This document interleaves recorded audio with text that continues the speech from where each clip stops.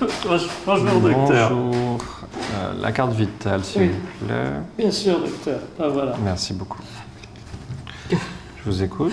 Voilà, j'ai des gros soucis, en fin de compte, parce que je dois passer des examens dans quelques semaines. Il faut pour monter d'un échelon. Mais j'y arrive pas à me concentrer. J'ai des examens sur des matières et j'arrive pas à réviser, j'arrive pas à me concentrer. Non, mais ça va aller, vous inquiétez pas.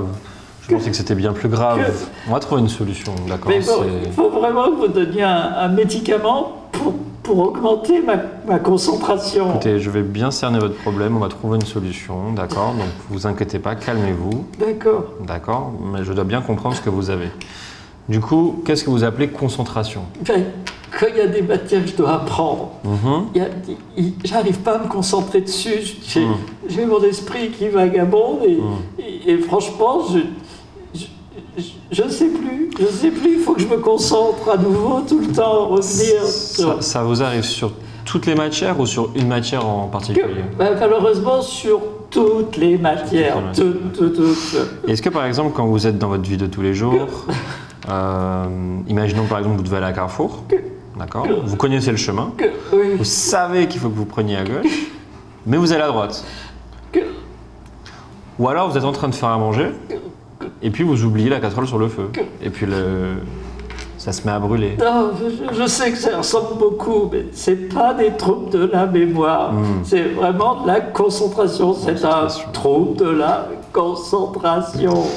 Et est-ce que vous avez d'autres exemples peut-être à me donner de comment cela se manifeste? D'autres exemples.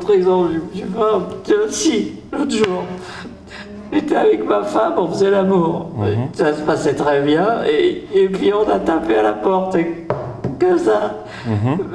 Moi, j'étais pas concentré, je l'ai prise, je l'ai emmenée avec moi, toute nue, et je suis allé ouvrir la porte. C'était compliqué. Je n'étais pas concentré sur ce que je faisais. Donc, vous êtes allé ouvrir la porte avec votre femme dans les bras, c'est ça? Oui. Ah ouais.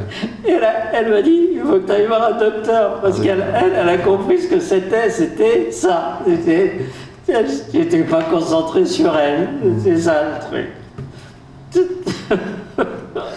D'accord. Et je veux juste poser une question, c'est juste pour resituer un peu géographiquement le problème. Oui, docteur. Ça vous est déjà arrivé, ces troubles de la concentration, quand vous étiez chez vous en Guadeloupe, ou c'est uniquement depuis que vous êtes en Martinique que vous les ressentez? Mais j'habite en Martinique. Ma femme est martiniquaise, mais je suis martiniquais. Avec ces troubles de la concentration, ces examens. Attendez. Je suis martiniquais. Vous n'êtes pas guadeloupéen? Non, pas du tout, docteur.